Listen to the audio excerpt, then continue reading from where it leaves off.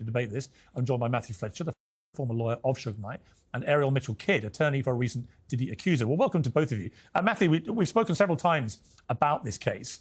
Let me just ask you, there's a growing kind of sentiment I'm picking up on from people who are following this, perhaps who know Diddy, who know the music scene, who know the characters involved here, that this is heading from being a sort of open slam dunk shut case for the feds to potentially a sensational acquittal. What is your view of where we are with this? It can go either way. Good morning, by the way. Morning. Here's my position, without question. They've not proven that there's been any corporation organization that was organized for the purposes of satisfying P. Diddy's sexual needs. Bad Boy Enterprises was formed, I think, in 1998. And the government's alleging that this RICO statute covers those actions of finding Bad Boy Productions. So I think it has like 50 or 60 platinum albums before Cassie even came on the scene. I think that's a horrible failure by them. I don't know if he's walking on everything, but I can tell you I have real issues with the RICO part of this, because it's silly to think that when he founded Sean John Jeans, he was really doing that with the knowledge that someday in the future he would meet Cassandra Ventura, and then lure her into a life of voyeurism and swinging and all of the things that went on it. Understanding that right now the jeopardy he faces is based upon the horrendous conduct of what he did to that woman in that video. There's no other evidence other than Cassie in this case.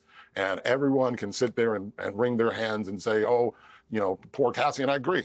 What he did was horribly wrong. But Cassie also has opened herself up to a little bit of criticism when she says, it's not about the money, but I want $10 million from the Intercontinental Motel, which starts to make it seem like it's about the money. And as these horrific images of the video kind of become not as hot as they were before, you start looking at facts and you go, wait a minute. He was in charge of her, yet she was cheating with Kid Cudi, who was his former employee. She was cheating with his former trainer. She had her own apartment. She had her own money. And with 8 men on the jury, this case might have been won in jury selection, because I'm telling you, from the people I've listened to and the many of the different people who've spoken about this, I think there's some issues about whether or not this is a proper case for a RICO charge. Start to wondering if the only witness you have and the only charges you have is that he beat up that woman, which he certainly did. But I'm going to tell you one thing, the defense is certainly going to tell the jury, please convict my client of every single charge of domestic violence there is, every one of them, because there are no charges of domestic violence. And so when people start thinking he's going to walk, it's not because he's a great guy. I'm not saying he's a great guy. I've said very clearly, he's a piece of bleepity bleep.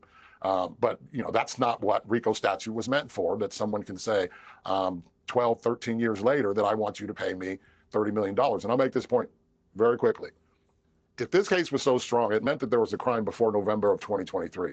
Yet before November of 2023, Puff Daddy wasn't accused of any crime until Cassie's people said, I need you to pay me $20 million or I'm putting this book out. When they didn't put the book out, and all of a sudden the government says, aha, you've been committing crimes for 12, 13, 14, whatever number of years. As the jurors sit there, they think about that. That's kind of a chilling idea, that it's not a crime until you don't pay me money. And so I think the reason that Ray J and Suge have that opinion is because that's kind of the upswelling of opinion, right, on the talk shows and talking to people around here. Okay, fascinating. Ariel Mitchell-Kidd, you said, was an attorney for a recent Diddy accuser. You know, I did a sort of straw poll with my team today, which was split male-female, and I was struck that most of the women thought there was a good chance he may be acquitted, not because he's anything but a loathsome individual who clearly beats up women, and we all saw that with our own eyes from this horrific video, but that is not part of what he's on trial for. And you know, I think as Matthew's talking to the jury, you know, and they a distraction, that the eyes are taken away from that because they have to by law, and they're left with just what he's been charged with. At the moment, it doesn't look like this is quite the slam dunk case that everybody assumed it would be.